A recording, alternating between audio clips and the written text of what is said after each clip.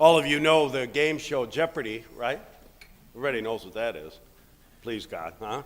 Well, if you're ever a contestant on Jeopardy, this will help you, the beginning of this homily, because here it comes. What is a speleologist? A speleologist, anybody? No, I'm sorry. Well, me neither. I didn't know. Well, dear friends, a speleologist, in case you didn't know, is an expert on the exploration of caves. Okay? Speleologist, simple. Now we all know that. If you had been speleologists, anybody here, which apparently you're not, nor was I, you would have known that the largest cave known to humanity is located in Vietnam. You knew that? Did you know that? You were sure? Good for you. You're the first one. So you won $2,000. So the name of that cave is Son Dong, something like that. In English, it's called the Mountain River Cave. Why do I tell you this? I tell you this because this cave is big, really big. It's 9 kilometers long if you're in the metric system. I just say that to you because I know most of us don't know metric in this country, so you won't know what I'm talking about anyway. It's 200 meters high, 150 meters wide, and it contains stalagmites 70 meters tall. Now, is that the ones that come from the top or the bottom? I'm not sure. Remember that, stalactites and all that? Is it the top? Okay, so 70 meters are this is a big cave, really big. As you can imagine, this cave is dominated by an overwhelming darkness. So if you go in there, it's dark. And the article I was reading about it said it's really dark. And like even a flashlight doesn't hardly help you once you get way down there. It's just an overwhelming darkness. But surprisingly, in the article I was reading about this cave, surprisingly, one of the chambers of the cave houses a subterranean forest. Like this here, green stuff. Oh, this is plastic, I guess. But give me a break on that, okay? I guess I didn't realize it. But how is this possible, you might ask? A forest growing way miles down there. Growth, as it were, in darkness. It's possible because of the following. In parts of this cave, the roof has partially collapsed. It's made out of limestone. And a light where the hole where it collapsed cascades down some 200 meters into this vast blackness. So you can imagine that, everybody, huh, kids? You got this cave, and all of a sudden, as the guy said, when you go in there, you see in parts of the cave this shaft of light that cascades way down there. This light, he said, it's magnificent. And at the bottom is growth. Green stuff, trees and grasses and all that kind of thing. In kind of a magnificent, you see it as kind of magnificent. How is this possible? A miracle almost. And so the light allows life to emerge where otherwise all is blackness. Why am I wasting? I hope it's not a waste of time, but why am I telling you this? Here's why. I want us all to have that picture. Please, I hope a little bit. I hope I painted a right picture there. You're in blackness, and there's this shaft of light. Here's the reason. Jesus Christ coming into our world is like that brilliant shaft of light which cascades into the darkness. You young people, that's why we do this. Jesus Christ enters the world as light to the world. In fact, he said to us, I am the light of the world. Didn't he? I am the light of the world. Jesus Christ comes as that shaft of light. That's why we do this, to recognize him as the light of the world again. This Advent season, which is about to close again for another year. The 4 candles are lit again very quickly. It was 1, 2, 3, 4. These lights are lit. It should remind us of the darkness which has enveloped the world before the coming of Christ. The world stood in darkness, and Christ came to bring light to the world. This Advent wreath is just one symbol as the coming of Christ, as the light of the world.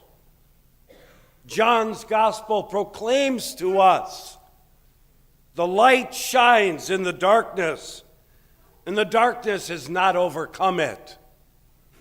Please, God, that's what we pray for, that the darkness will not ever overcome the light. For the world needs the light of Christ, doesn't it? You and I need the light of Christ. Culturally, it seems at times, although I hate to say it, but it does. It seems the light is flickering a little bit. People seem to be spurning the light of Christ.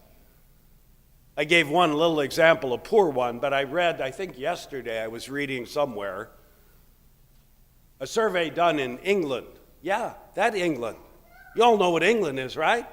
England, one of the homes of Christianity. In England, young people between the ages of apparently 20, I think it was, and 29, only like 9% of them knew the story of Christmas. So apparently if we walk down the streets of England today and come up to a younger person, much less the older people, I don't know if they're any better, maybe, they don't know the story of Christmas.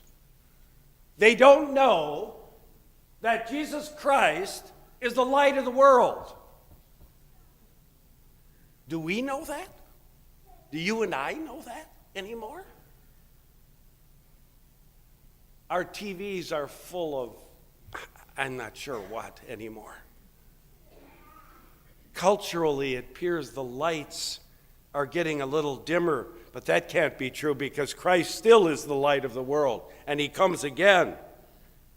And not only is the light of Christ going dim, but the light of reason, of right reason, is dimming. As though we can't think properly anymore. As though we can't understand things the way they really are. While we're surrounded by reality, supposedly, things become more unreal, it seems to me. That's why we need the light of Christ. That's why. To keep us in touch with reason, with right thinking, with the truth, with the light. That's why Jesus Christ is the light of the world.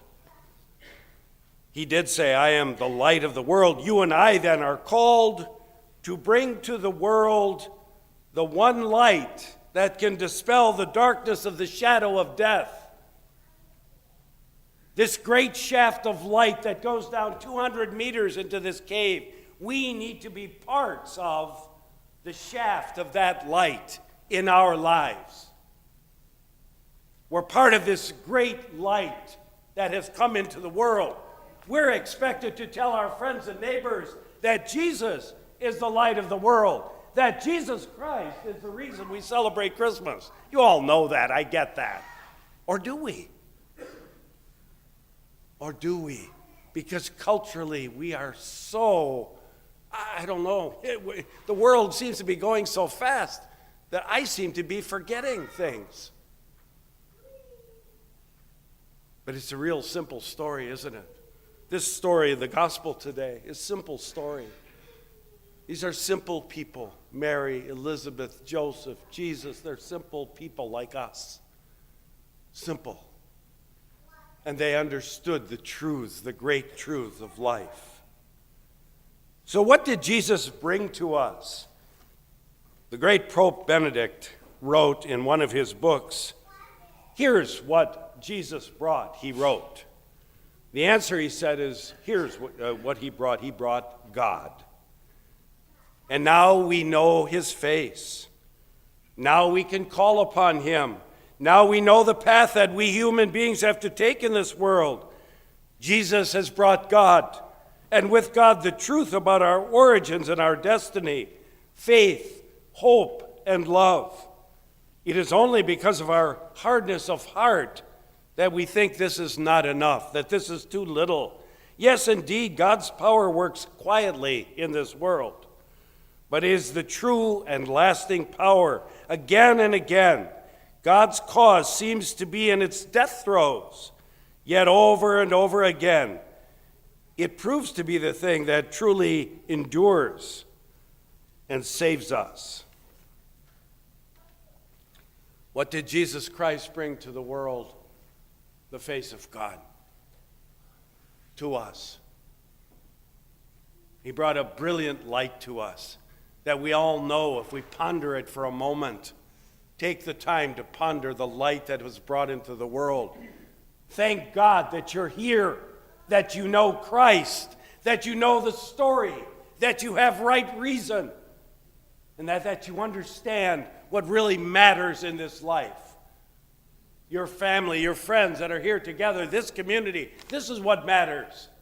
These are the beauties of life. This is what Christ brought to us, for he is the light of the world. And so let me conclude by praying this prayer, which was said a couple weeks ago at Mass. It went as follows: nourished by you, our mighty God, we ask you to grant our one desire, that aflame with your Spirit, we may shine like bright torches before your Christ when he comes.